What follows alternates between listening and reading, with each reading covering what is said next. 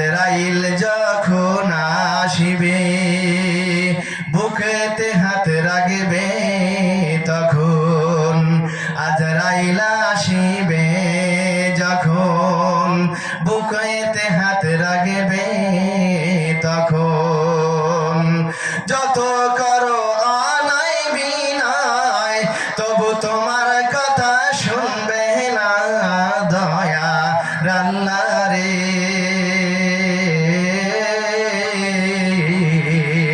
তুমি আমায় রহম করো রে আমার দয়ার আল্লাহ রে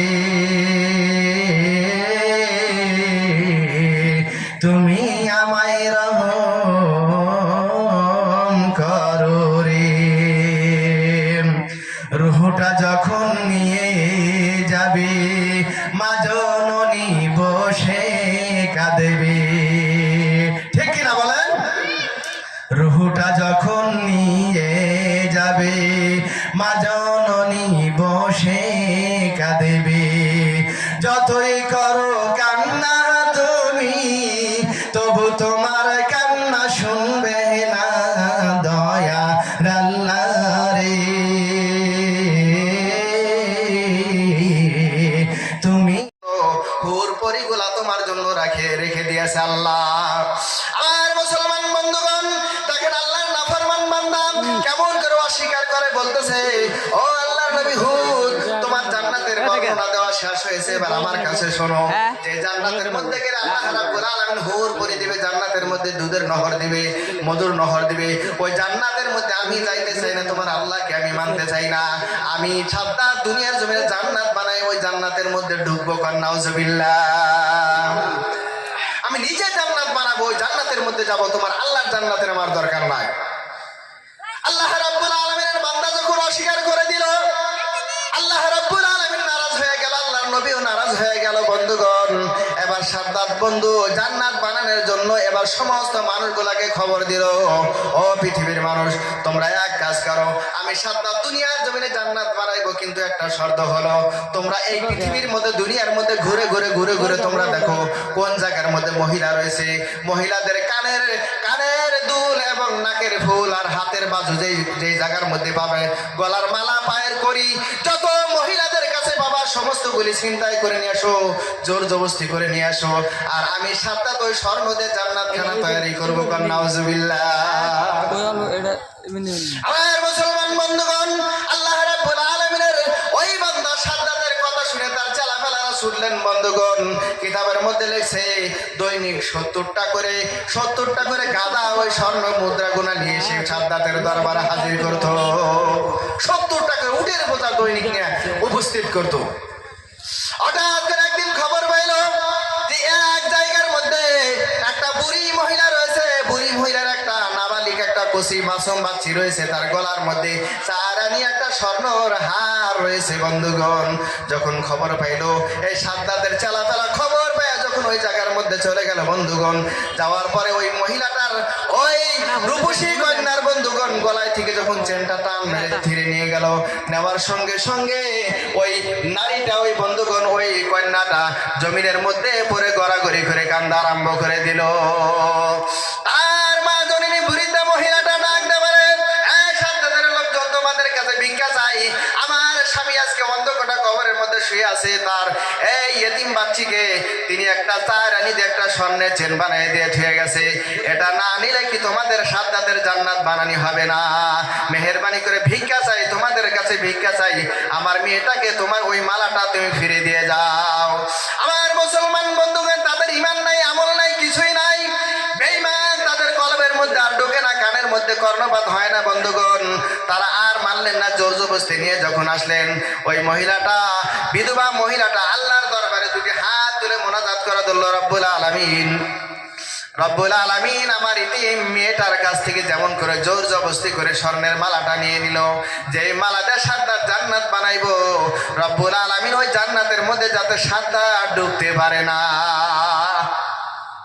দোয়া করে দিল সাদ্দাত যাতে ওই জান্নাতের মধ্যে ঢুকতে পারে না আমার মুসলমান বন্ধুগণ আল্লাহ রাব্বুল আলামিন দোয়া কবুল করলেন বন্ধু দেখেন অসহায় মজলুম মানুষ যখন আল্লাহর দোয়া কবুল করে বন্ধুগণ। আল্লাহ রাব্বুল আলামিন সঙ্গে সঙ্গে দোয়াটা কবুল করে নিলেন। এবার সাদ্দাত জান্নাত বানানোর জন্য বন্ধুগণ সুন্দর সুন্দর স্পেশালি কারিগর ডাকলেন বন্ধু। একজন নয়, দুইজন নয়, 3000 কারিগর তিনি ডাকলেন জান্নাত বানানোর জন্য। 3000 কারিগরকে ডাকলেন। 3000 কারিগরদের জান্নাত বানাইছে।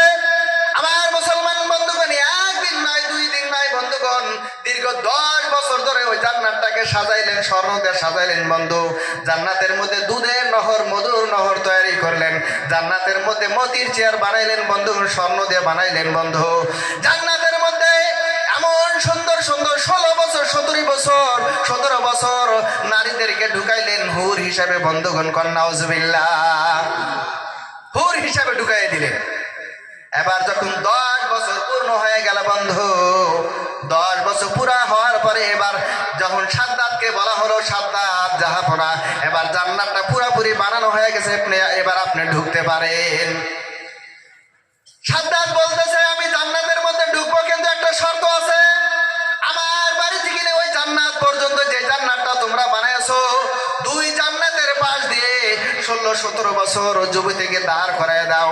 আমি সাদ্দাত ঘোড়ার পিঠে উঠে ওই জান্নাতটাকে ওপেনিং করবো। জোরে বলেন নাউজুবিল্লাহ। হাজার হাজার মানুষ যখন 2 সাইডে দাঁড় হয়ে আছে বন্ধু, এবার সাদ্দাত ঘোড়ার পিঠে আস্তে আস্তে আস্তে রওনা হয়েছে ওই জান্নাতের মধ্যে ঢোকার জন্য। যখন জান্নাতের কাছাকাছি চলে গেল, সেবার সাদ্দাতের নজরের মধ্যে পড়ে গেল ওই যে জান্নাতের মধ্যে ঢুকবে, ওই জান্নাতের দরওয়াজার সামনে একজন অপরিচিত মানুষ বন্ধুগণ, একজন অপরিচিত আছে নাকি একজন মানুষ দাঁড়াইছে জান্নাতের চৌকাঠের মধ্যে। কোন সুবহানাল্লাহ। অপরিচিত একজন, অজানা একজন মানুষ দাঁড়িয়ে রয়েছে। আমার মুসলমান বন্ধুগণ, কারো নজরের মধ্যে পড়লো না। হাজার হাজার মানুষ 2 সাইডে দাঁড়িয়ে রয়েছে, কারো নজরের মধ্যে পড়লো না বন্ধুগণ। সাদ্দাতের নজরের মধ্যে ভরে গেছে। সাদ্দাত ডাক দে বলে, ও আল্লাহর বান্দা, অপরিচিত একজন ব্যক্তি, তোমার এত বড় সাহস তোমার কেমন করে হলো? আমি সাদ্দাত জান্নাতের মধ্যে চলে যাব, সর্বপ্রথমে জান্নাতটাকে ওপেনিং আমি করব। আমার আগে তুমি জান্নাতের দরজার মধ্যে দাঁড়িয়ে রইছো। তোমাকে এত বড় সাহস কে তোমাকে দিয়েছে? তুমি জান্নাতের গেটে দাঁড়িয়ে রইছো। ওই অপরিচিত ব্যক্তি আওয়াজ দিল, ও আল্লাহর নাফরমান বান্দা সাদ্দাত, আমি আর কেউ না, আমি তোমার মৌতের জম মালাকুল মৌত আজরাইল। কোন সুবহানাল্লাহ। সাদ্দাত, আল্লাহর নাফরমানি করে তুমি জান্নাত দুনিয়ার জমিনে বানাইছো, তোমাকে জান্নাতের মধ্যে যাইতে দেব না। আমি মালাকুল মউত আজরাইল দাঁড়িয়ে রয়েছি তোমার জানটা বাহির করার জন্য। এবার সাদ্দাত 2টি চোখের পানি ছেড়ে দেয়, কান্দের বলে, আজরাইল, আমি এত 10 বছর ধরে আমি এই জান্নাতটাকে সাজাইলাম রে আজরাইল, এত মেহনত করে জান্নাতটা বানাইলাম, একটু মেহেরবানি করে জান্নাতের মধ্যে ঘুরিয়ে আমাকে দেখতে দাও, তারপরে আমার জান বাহির করো। আজরাইল ডাক দে বলে, ও আল্লাহর নাফরমান বান্দা, তোমাকে জান্নাতের মধ্যে যাওয়া তো দূরের কথা, 1 সেকেন্ডও তোমাকে সময় দেওয়া হবে না, তোমার জানটা বাইর করে নিব। এবার সাদ্দাত ডাক দে বলে, ও আল্লাহর ফেরেশতা মালাকুল মউত, আমাকে দয়া মেহেরবানি করে গোড়ায় থেকে নামার জন্য এতটুকু সময় আমাকে দাও। এবার সাদ্দাতে কথা বলার পরে মালাকুল মউত আজরাইল বলে, গোড়ায় থেকে নামার জন্য তোমাকে সময় দেওয়া হবে না। আমার মুসলমান বন্ধুগণ, থাবা মেরে ওই সাদ্দাতের জানটা বের করে নিল। আল্লাহ রাব্বুল আলামিন ডাক দিয়ে বলে, ও ফেরেশতা জিবরাইল, তুমি চলে যাও ওই সাদ্দাতের চালাপালা যে ওই জায়গার মধ্যে রয়েছে জান্নাতের মধ্যে ঢোকার জন্য বন্ধুগণ। এবার তুমি ফেরেশতা জিবরাইল ভয়ঙ্কর একটা আওয়াজ দাও। আওয়াজ দেওয়ার ফলে সমস্ত মানুষগুলার কানের পর্দা ফেটে ফেটে ওই দুনিয়ার জমিনে পড়ে মারা যাবে। আমার মুসলমান বন্ধুগণ, আল্লাহ রাব্বুল আলামিনের ফেরেশতা জিবরাইল এসে গেল। এবার ভয়ঙ্কর একটা আওয়াজ দিল। সাদ্দাতের সমস্ত চালাফেলাগুলোর ওই কানের পর্দা ফেটে ফেটে দুনিয়ার জমিনে মারা গেল। আল্লাহ রাব্বুল আলামিন আসমান থেকে অসংখ্য ফেরেশতা নাজিল করে দিল, ফেরেশতারা চলে যাও। যে ব্যক্তি নাফরমানি, আমার নাফরমানি করে জান্নাত দুনিয়ার জমিনে বানাইছে, ওই জান্নাতের মধ্যে সাদ্দাতে কেউ ঢুকতে দিব না, আমি তার চালাফেলাদের কেউ ঢুকতে দিব না। তোমরা অসংখ্য ফেরেশতা যায় ওই যে জান্নাতটা বানাইছে, ওই জান্নাতটাকে ভাঙ্গা চুরে মাটির সঙ্গে মিশাইয়া দিয়ে আসো। কোন সুবহানাল্লাহ। আমার মুসলমান বন্ধুগণ, যারা আল্লাহকে নাফরমানি করে, আল্লাহর সাথে নাফরমানি করে যারা দুনিয়ার জমিনে বড় হইতে চায়, আল্লাহ তাদের আমাদেরকে বন্ধুগণ মাটির সঙ্গে মিশায় দেয়। আমার মুসলমান বন্ধুগণ, আল্লাহ তাবারক তাআলা আমরা সব সময় আল্লাহর হুকুম অনুযায়ী চলবো, রসুলের আদর্শ অনুযায়ী চলবো, আল্লাহ রসুলের সুন্নত অনুযায়ী চলবো। আল্লাহ তাবারক তাআলা আমাদেরকে কামিয়াব করবে। আমি এতটুকু বলে শেষ করলাম। ওয়া আখিরি দাওয়ানা।